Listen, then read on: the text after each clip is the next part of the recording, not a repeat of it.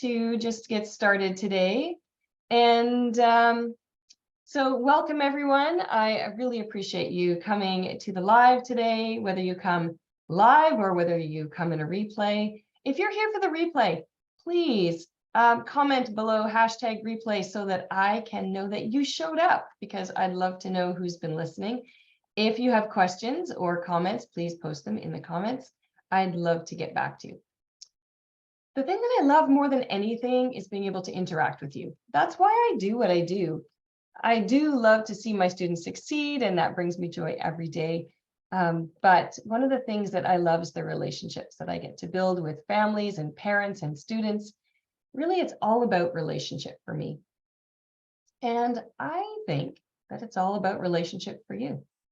I think it's all about relationship in your home, and that you want to have an amazing relationship with your student, and that you want to help your student and your kids to be able to grow and be successful in their life and in this world and in their academics. So whether you're a homeschooler or whether you are a public schooler, there is a cycle that we can use. We can unlock some habits in our lives so that we can teach our students how to deal with failure. So first of all, I want to talk today. We're going to be talking about the responsibility-failure cycle for growth. And I think that I named that. I can't find it anywhere on Google. But today, that's what we're talking about. So first of all, what am I talking about when I talk about the responsibility-failure cycle? Maybe you've seen this. I saw it again and again in my students as they were growing, in my children. And I would give them responsibility. And right away, they would latch on. They loved it. Okay, they wanted to be responsible for their own things.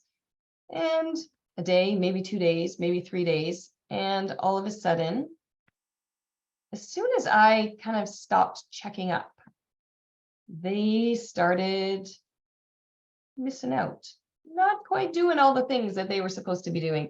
So whether that was, doing certain chores, whether that was making sure that they were responsible to check their own math or check their own answers on something, they'd start out like all excited to be responsible, and then the day-to-day grind kicks in. And I think we can understand that. Can you think in your life of a time when you have had this responsibility failure cycle? So you make a plan.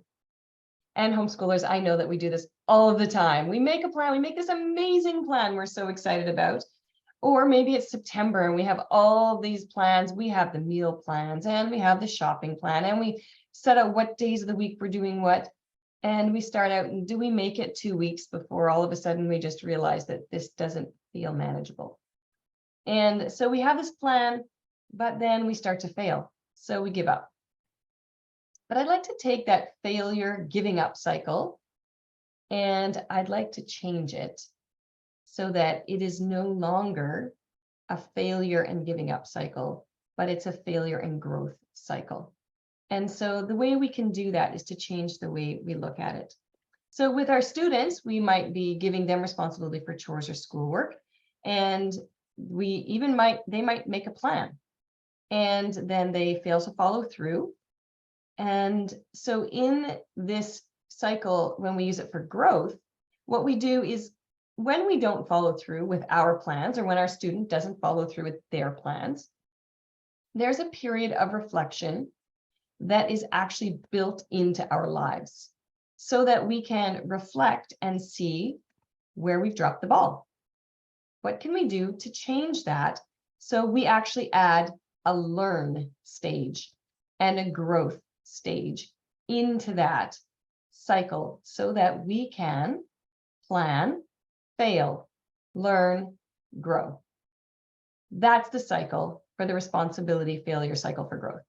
So we take on a responsibility, we make the plan, we fail, we reflect on that and learn, and then we grow. So we can take on more responsibility so that we can have bigger and greater plans, so that we can achieve greater things in our lives. So that is what we want. We want failure not to stop us. We want failure to be just on the path to success. It's just part of our growth.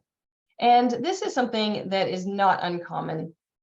People are talking about it all over the place, success mindset or growth mindset. So the way of thinking about failure is something really important. So I want to talk for a moment about the difference between a fixed mindset and a growth mindset. But I'm going to do this. I'm going to tell you a little bit about myself. When I was in high school, I would avoid failure. I wanted to look smart, but I thought that if I was smart, that I wouldn't be working super hard. Like, I worked in class, but I certainly didn't go ahead and do any extra. I didn't make friends with the teachers. I didn't do homework. I really just got by working in class, and I did well. I thought I looked pretty good. I thought I looked pretty smart, but I avoided every challenge. I picked the easiest path forward, and I chose topics that I already knew so that I couldn't possibly fail. I answered questions right away, the ones that I knew, because then I knew that the questions I didn't know, I wouldn't be called on for because I would already be asked. And I didn't change, I didn't improve, and I didn't grow. And very honestly, it was kind of a waste, and it's rather embarrassing, really. Now looking back, I could have done so much. And I know we're looking at our young people, our preteens and our teens, and we're thinking, you have so much potential. You could do so much. And we want them to succeed. We want them to grow. So I had a fixed mindset. I believed that whatever skills I was born with, those were the skills I had, that my intelligence, my personality, my character were sort of set. Now, if you asked me, I would say, oh, well, of course. I mean, I could change. But I didn't really believe that in my heart, because if I did, I would have done things differently. So in a growth mindset, we believe that our intelligence, our personality, and our character is to be continually developed. It's something where we don't actually know our true potential until we keep on developing and growing. So in a growth mindset, we want to be learning all of the time, and we want to confront uncertainty. We want to try it and find out. Okay, if other people can do it, so can I. So let's try. What's going to happen? The worst thing that can happen is I'm going to fail. That's no problem. If I fail, I'll learn, I'll grow, I'll move on, and I will do something else. I'll do something better. In a growth mindset, we embrace challenges. So we say, man, that's going to be really hard. What am I going to have to do to get there? Instead of, that's going to be really hard. How can I make it not so hard? Or maybe I should just choose something easier to do. We're not afraid to fail when we have a growth mindset, because failure isn't the end. It's just one step in our process. And we're happy to get feedback about our current abilities. We want feedback. We want to know what we've done wrong. We want to know what we can change. We want to know how we can grow, because we don't consider that negative. We consider that a positive. Now, growth mindset isn't something that we're born with. I don't believe. I haven't seen someone yet who was born as a toddler believing that they could do anything. They just had to work hard at it. Toddlers do work hard to learn, and we challenge them all of the time, but we don't see them, making big plans and growing towards that. As we grow older, we want to please people. We want to please our parents. We want to be comfortable. We want to be happy. And all of those things really stand in the way of our true success. So being comfortable right now is an obstacle that we need to get over so that we can truly, truly be successful. So first of all, I want to start out and I want to say some words matter. Okay, so in the growth mindset, words really, really matter. So some words that matter are challenge. Well, that's going to be a challenge. The old me would say, oh, that's going to be a challenge. How do I avoid it? And to someone with a growth mindset, it's, oh, that's going to be a challenge. That's an opportunity for me to learn this and this. I can grow from this. And another one is failure. So I'm personally not afraid of the word failure. I think that we need to take it back and we need to own it. With my students, we talk about failure all of the time. There's no way to get around it. We all fail. We all don't succeed sometimes. And the opposite of succeeding is failing. And the difference is we need to look at failure in a new way. Failure is learning. So we need to be able to use those words interchangeably. So sometimes when we say, I failed, we need to be able to stop and say, yes, I failed, I am learning. So that we can put those two together, because that really, really matters. And to know that I have failed is not the same as I am a failure. It just means I'm not there yet. I haven't got there yet. And that's the other word, yet. So when our students, or when we say, I can't spell, do the times tables, do science, do math, do whatever it is that we say we can't do, really what we should be meaning is I can't do that yet. Yet. Let's add yet to our vocabulary. I can't do that yet. And the word genius. Okay, research has proven that true genius isn't something you're born with. Genius comes from work. And if you tell your student, oh, that's genius, you're genius, that means they worked hard to get there. That doesn't mean they were born with something. You can be born with a high IQ, but if you don't apply yourself, you're not a genius. You're not going to succeed if you don't apply yourself. Okay, so that's a little bit about the growth mindset and how we want to do it. And it's so important not to sabotage ourselves when we fail. And you are going to see tons of things all over the internet about giving yourself grace and giving yourself latitude and understanding. And while that's true, it's completely true that we need to have grace for ourselves and we need to have grace for our own failings. Grace doesn't let us off the hook. Grace just gives us space to grow. So when our students fail at whatever it is they're doing, or when they don't follow through with their plan, grace doesn't let them off the hook and say, it's okay, don't worry, that was a bad idea anyway. We're just going to change it. You're not ready for that yet. Although sometimes they might not be ready for that yet. And that's a different thing. That's changing the plan. Sometimes we have to be willing to change the plan too. But grace doesn't get them off the hook. Grace gives them understanding. Grace gives them compassion. But it doesn't change that tomorrow the plan needs to still be walked through. And we need to find out how we're going to make that goal happen. When I give myself grace to fail, when I don't follow through with my strategy for reaching my goals, that doesn't mean I can quit. That's not grace. Grace and understanding and compassion don't allow people to quit, because if we allow them to quit, we have not shown them love. We don't want to enable them to continually quit. And the word here is continually. To change a plan, that's okay, right? That's part of learning and growing, but we don't want to allow them to quit. We want them to change.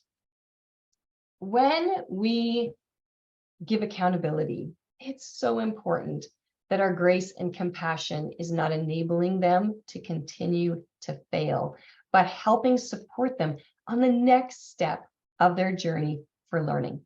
And that's what we want to talk about today. So let's get really practical, because I know that's what you're really looking for. So I would love you to grab a pen and paper, and I will try to put these notes in the comments afterwards. But let's get really practical. So first of all, when you make a plan, you need to know what your purpose is. So you need to have a goal. So you get your goal, you break it down into this things that you need to do. And I know, like as homeschoolers, or when we talk about chores around the house, it's very clear what those plans are and what needs to be done at certain times. So it helps to be very clear. So make it something that you can tick off. Make it something that's measurable. Is it done? Yes or no. If it's not something that can be measured in some way, it's very hard to have it as a goal. I have some students in my class, and kudos to the students in my class. I am so excited to start this year.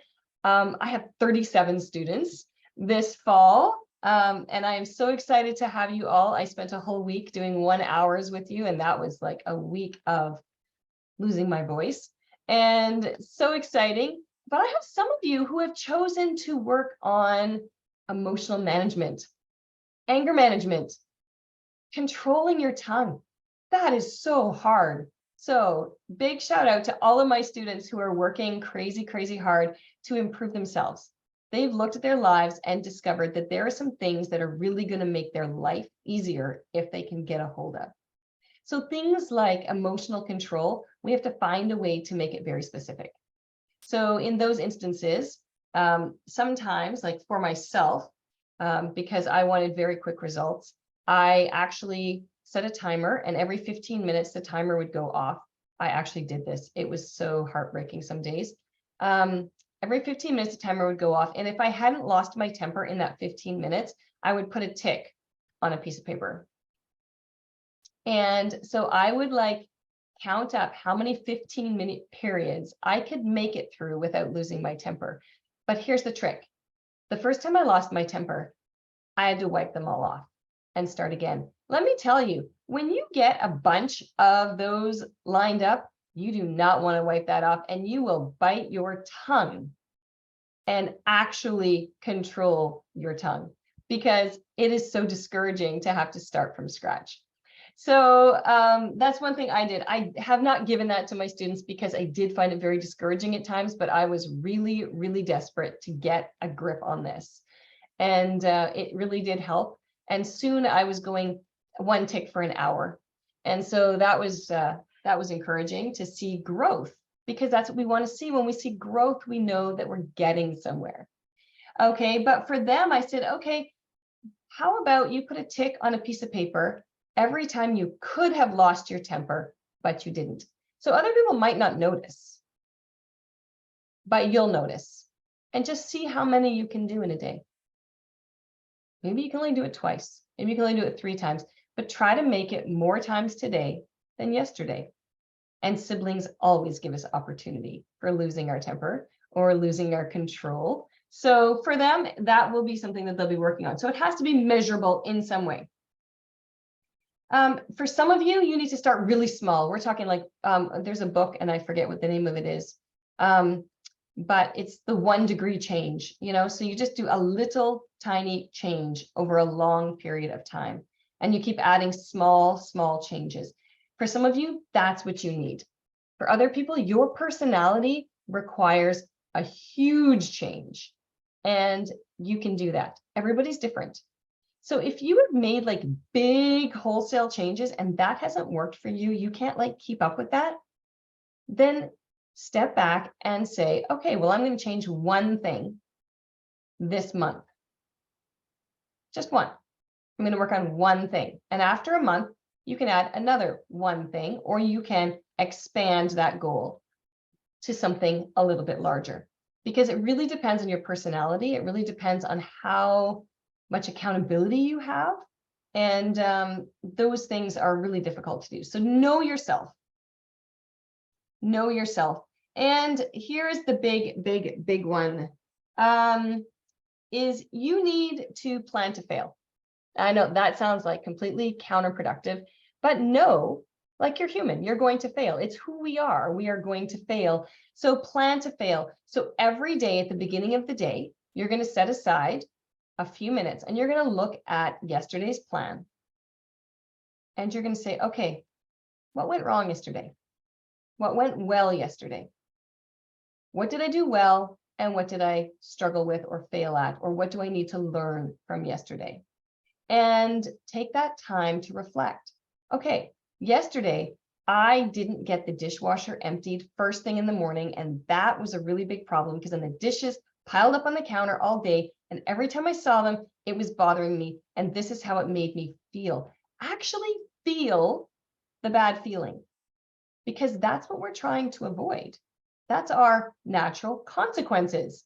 So it's good for us to know what it feels like when we struggle, when we fail, when we don't achieve our goal. And then also, I want you to imagine, what would it be like if I actually succeeded at all of this today? How much weight is that going to take off my shoulder? How excited am I going to feel?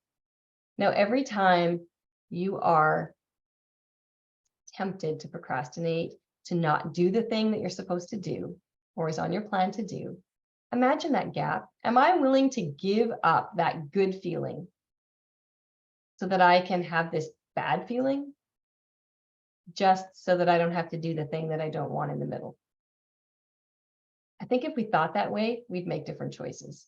Okay, so then make a plan based on yesterday's failings. So what am I going to learn from yesterday? What I'm going to learn is, oh, well, I didn't empty the dishwasher, and that felt really bad. And all day it bugged me because the dishes just kept piling up and piling up. And it just messed up the whole supper hour too, because now we can't put dishes in and everything gets messed up.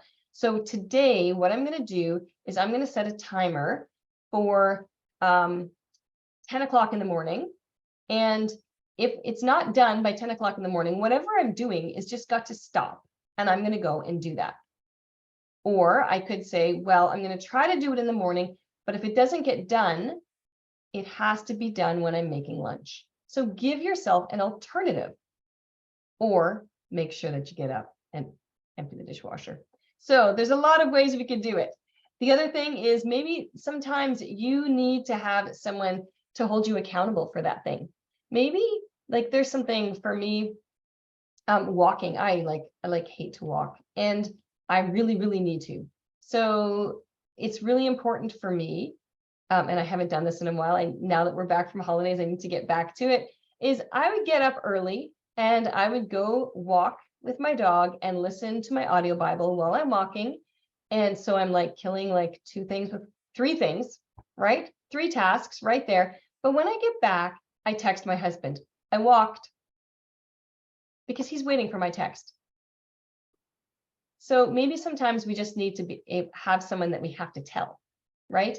I emptied the dishwasher, or our student can say, hey, I finished my math, and you can give them a high five, and that's awesome. Okay, so we need to set aside a time, and this takes self-discipline.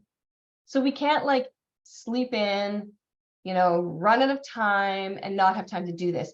The most important part of your day is going to be setting aside time to plan. So whether that happens last thing at night, to look at your day the next day and figure out like, what time do I have to get up? What is my schedule going to be? What happened today and how can I change tomorrow so that I can learn from today?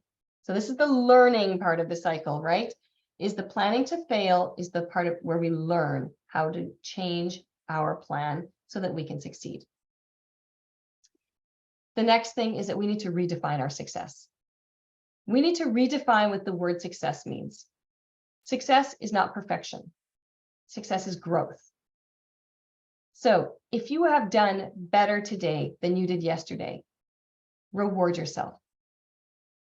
If you have done better this week than you did last week, celebrate that. It's not about perfection. It's about effort and growth. And with our students, it's not about perfection. It's so not about perfection. I have so many students that come to me and they want everything to be perfect. And part of that's personality. And part of it is just not understanding that they can't be perfect. And that growth is the goal, not perfection. So we need to redefine what success is. So instead of rewarding your student for finishing their math every day for a week, okay, reward them for growth. So this week, you did better than you did last week.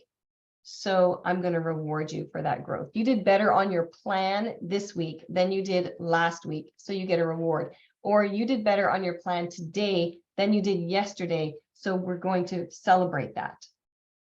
And then when it's easy to do the plan, well, then that just means in order to be rewarded, in order to celebrate, we have to make it harder. We have to find more things to improve and to learn and to help us to grow. So that last thing, that celebrate, that reward, we need to recognize that if it's a new goal, if it's a difficult goal, and the younger our student is, the more quickly we need those rewards and celebrations. So for some students, it's 5 minutes. You focus for 5 minutes, way to go outside and run for 5. Or just a high five or a hug, whatever it takes. But remember, the celebration is about the effort and the growth. It's not about being perfect. It's not about making it exactly right all of the time. I mean, obviously our goal is to learn the self-discipline to follow through with the plan no matter what on all days. But we have to take small steps and incremental steps to get there. So, questions? I'd love to hear from you. Pop them in the chat. Please let me know. And if you're looking for accountability, I still am looking for a few parents. I have a parent or two who's interested in doing an accountability group. I'd love to talk to you about that. If you want to do that, message me or DM me and I will send you a registration link. And this would be 12 weeks. And it would be for parents only. It would just be accountability. So you'd have one-on-one session with me, helping to set goals and dreams and helping to just narrow down and really like laser focus on what your goals are going to be so that you can set a plan that's going to help you. And then 12 weeks of weekly accountability and strategies for getting back on track so that we can be the examples in our home. How can we teach our students things that we can't do ourselves? So if you're interested in that, let me know. I'd love to talk to you more about that. Maybe you think this would be great for your student. I am a language arts mentor, and I mentor students in writing and critical thinking and success mindset. And I would love to talk to you about your students' needs and whether or not Discern to Learn would be a good fit for you. If you're looking for something for January, all my classes right now are closed, but I have classes opening again in January. I have Level Up paragraph tutoring. I have Level Up essay tutoring. Both of those are only success mindset and writing, nothing else. And then I have all of the homeschool language arts classes. So I have intro to reports and literature for about grades 5, 6. I have a middle school literature and writing, and I have a high school literature writing and a fiction skills class. So every one of those include all of the pieces, including the success mindset, built right into them, because if students cannot follow through, they can't be successful. And the most important thing is that they learn the skills they need to be successful in academics and, most importantly, in life. So thank you so much for coming by and for listening. And I'd love to hear your thoughts, opinions, ideas, and questions. Have a wonderful day, and I will talk to you all real soon. Okay, bye now.